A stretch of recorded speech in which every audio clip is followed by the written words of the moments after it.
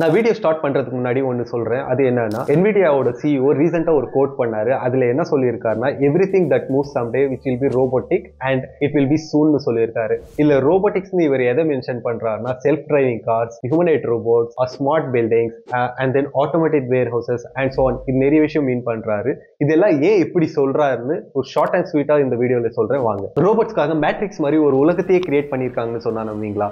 அது ஏன் கிரியேட் பண்ணாங்கன்னு பாக்குறதுக்கு முன்னாடி இப்போ ரோபோட்ஸை எப்படி ட்ரெயின் பண்றான்னு பார்க்கலாம் வாங்க. இப்போ இருக்கிற ரோபோட்ஸை ட்ரெயின் பண்ண நிறைய ஹியூமன் அசிஸ்டன்ஸ் தேவைப்படுது. அண்ட் இருந்தாலும் இதுல நிறைய டேமேஜஸ் ஆகுது even with the use of human motion capture suits. அது மட்டும் இல்லாம நம்ம கிட்ட ரோபோட்ஸை ட்ரெயின் பண்ண ரொம்ப கம்மியான டேட்டா தான் இருக்கு விச் இஸ் லாஸ்ட் 2 இயர்ஸ்ல தான் நம்ம நிறைய டேட்டா அக்யூர் பண்ணவே ஸ்டார்ட் பண்ணிருக்கோம். ஸோ இதால தான் இதை ட்ரெயின் பண்றதுக்கு ரொம்ப காசும் டைமும் செலவாகுது. இந்த பிரச்சனையெல்லாம் சால்வ் பண்ணாதான் NVIDIA ஒரு மேட்ரிக்ஸ் உலகத்தையே உருவாக்கி இருக்காங்க. அது எப்படி ஒர்க் ஆகும்னு நான் ஒரு ஷார்ட் ஸ்டோரியோட சொல்றேன் வாங்க பார்க்கலாம். இப்போ நீங்க ஒரு ரோபோட் வாங்குறீங்கன்னு வச்சுக்கோங்க. அது ஆல்ரெடி ப்ரீ ட்ரெயின் பண்ணி வச்சிருப்பாங்க சில டாஸ்கோட. பட் நீங்க அதுக்கு ட்ரெயின் பண்ணாத ஒரு புது டாஸ்க் கொடுக்குறீங்கன்னு வச்சுக்கோங்க.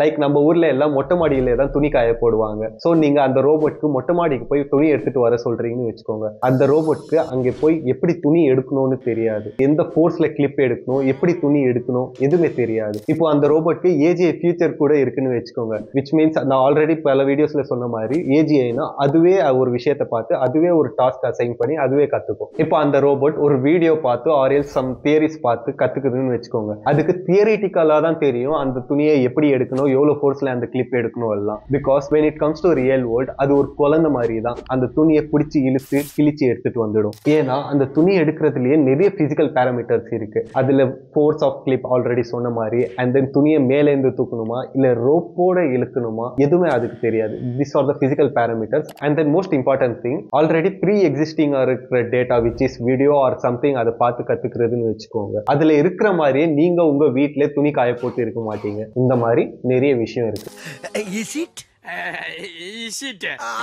இதுக்கு தான் NVIDIA இந்த Omniverse பண்ணியிருக்காங்க. இதுல 100 to thousands of simulation within a fraction of time இந்த ரோபோட்ஸ் பண்ணும். அது பண்ணி இதுல விர்ச்சுவலா பிசிக்கல் பேராமீட்டர்ஸ் அண்ட் சினாரியோஸோட அந்த டாஸ்கை இதை கத்துக்கும். நிறைய எக்ஸ்பெரிமெண்ட்ஸ் பண்ணும். தப்பாயிடுச்சுன்னா அதுவும் கரெக்ட் பண்ணி அந்த பிசிக்கல் பேராமீட்டர்ஸோட அது பண்றதுனால நம்மளுக்கு ரியல் வேர்ல்ட்ல எந்த ப்ராப்ளமும் நிறைய டேமேஜஸும் வரது அவாய்ட் பண்ணிக்கலாம். இது அதுவாவே பண்ணும் வித்தவுட் எனி ஹியூமன் இன்டர்வென்ஷன். இது ஒரு new industrial revolution which has potential of $100 trillion of market. First one, இது ஒரு new industry. இதுல generative AI like ChatGPT and then super fast accelerated computers தான் இதோட பேஸே. இதோட மார்க்கெட் வேல்யூவை முன்னாடி சொன்ன மாதிரியே $100 trillion போகும்னு எஸ்டிமேட் பண்ணியிருக்காங்க. Because agricultural revolution, information revolution and then industrial revolution மாதிரியே AI ரெவல்யூஷன்ல இது ஒரு மிகப்பெரிய பங்காற்ற போகுது. Second one, Blackwell platform. இது ஒரு NVIDIAவோட next gen AI chip computing platform. Massive AI workload lightning ஸ்பீட்ல ப்ராசஸ் பண்ணதான் இந்த சிப்ஸை டிசைன் பண்ணியிருக்காங்க. Blackwell சிப் எதுக்குன்னா faster AI training, cheaper interface and then scalable power. Third one, NIMS, NVIDIA Inference Microservices. NIMS na ready-made AI microservices. இது developers எல்லாத்தையும் from the scratch create பண்ணாம இது டைரக்டா எடுத்து யூஸ் பண்ணிக்கலாம். ரெடிமேட் AI brain கொடுக்குற மாதிரி இது டைரக்டா நீங்க plug and play பண்ணலாம். Fourth, NeMo and NVIDIA AI Foundry. NeMo எதுக்கு யூஸ் ஆகும்னா இது ஒரு NVIDIA ஓட framework to build and fine tune LLMs, large language models.